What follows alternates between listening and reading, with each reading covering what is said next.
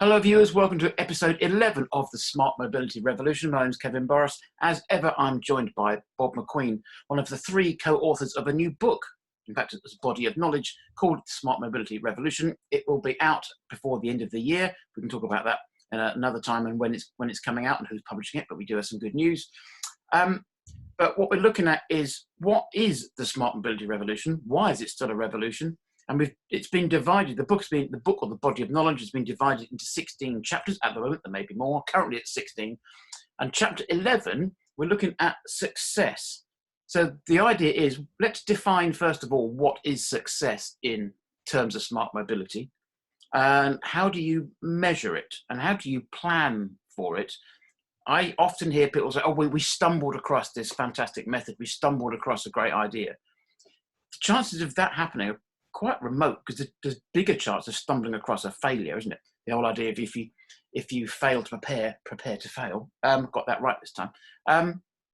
So what's the answer to this, Bob? Because there are ways of planning, and there's ways of measuring, and there's ways of that being successful. But how do you avoid the pitfalls of not being successful? Well, we may have just fallen into a pitfall ourselves, Kevin, because as we were speaking there, it occurred to me that this chapter 11, is short for when a company goes into bankruptcy in the US. We're going to call it Chapter 10B. Which is a precursor to Chapter 11. Well, it shouldn't be. If we plan successfully, there should be no Chapter 11. You should go from Chapter 10B to Chapter 12. Right. So the point here is we are planning for success. We're not planning for Chapter 11, and we are planning to get it right. Now, you mentioned a few things there. There's no excuse for not planning. But also there's no excuse for planning so rigid that it doesn't leave room for innovation. Because with most new technologies, it is a journey of discovery. You will learn things along the way, and you will improve your plan. In fact, one of the ways we would put a framework for success together is something that the software guys call rapid evolutionary development, which is build a big picture rapidly, your vision for the future. Pick one thing that you're going to need to do no matter what happens. Usually takes about 9 months. Do it, and then revise the big picture on the basis of what you learn.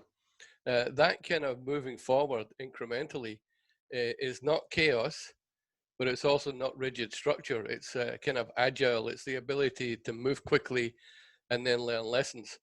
And at the end of the day, smart cities and smart mobility is all about cities being able to sense things and then learn from them and then apply an intelligent response. And that's really what we're doing with planning. So it's more, I guess, managed chaos, because there has to be some kind of element of flexibility and potential for surprise, good and bad, when you're planning for to implement a smart mobility scheme in a city or a country, or even in a small town with big ideas, clearly. So do you have to, how much of that effort has to go into the fact that you have to plan for the unplanned?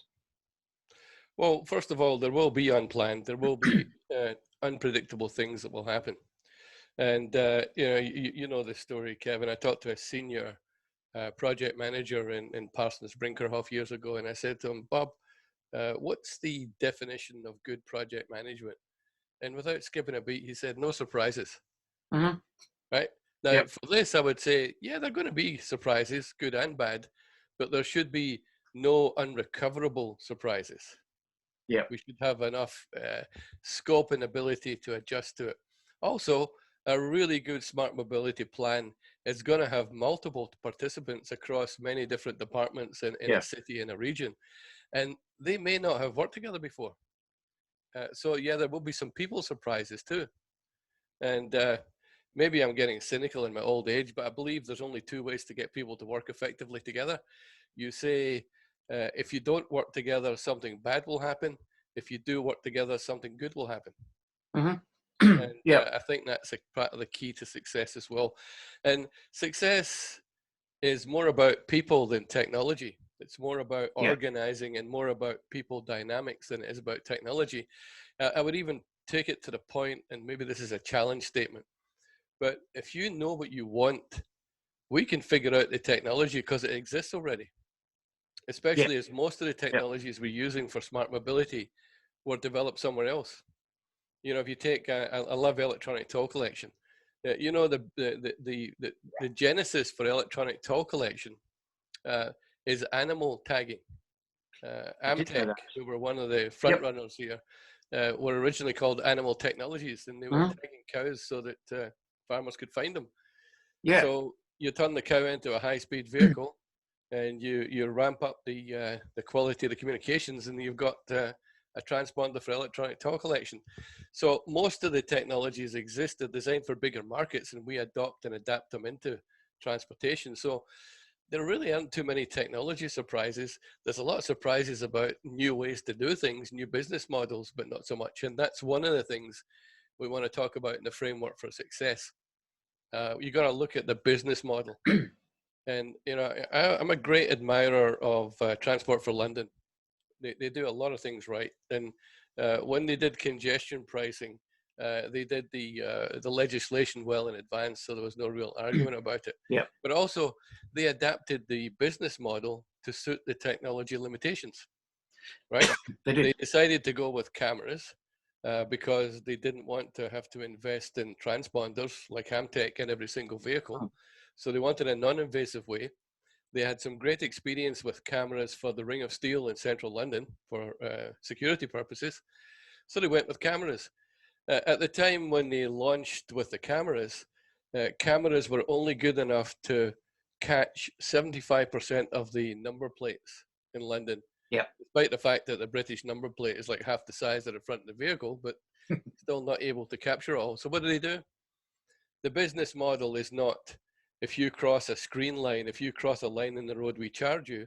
No, we will charge you for presence inside the zone, which then enables them. I think they've discovered there's up to 11 possible times inside the zone where their cameras can catch you. So you multiply the probability from 75% to close to 99% because you're not going for a one-shot deal. That's a great example of a business model. And probably sounds like we should continue this into part 2, Kevin, because there's a lot to be said for planning for success. Indeed, we'll talk about that. I actually had lunch with Rand Brown, one of the founders of Amtech, back in 2000 in Boston. Wow. And he gave me the whole spiel about how it was, as well as finding cows or finding cattle, it was also that some cattle had different dietary requirements. And then when they put their head through the feeding trough, the transponder would be red, and then they would get exactly the right amount of food. So cow one would get 2 ounces more food than the other one for a certain reason, and then the transponders would work out which ones required a certain amount of food, so like an individual dietary plan. And that was where Amtech was founded on. So yeah, it's a great story, and a bizarre kind of beginning to a massive sort of product that's now commonplace, but it's humble beginnings, I guess. Well, it's making me wonder, is the cows, is that where the moving message signs came from? We really should edit that out, but I'm going to leave it in. I'm not going to go any further with that one. Oh, God, that's terrible. Right. Well, hopefully now, as well as possibly avoiding that joke, you have got an understanding really on what we're talking about in terms of what is success and how to manage it and how to measure it. So yes, join us in part 12 shortly, and we'll be talking about performance. So Bob, thanks for joining me as ever, and we'll see you soon. Thanks.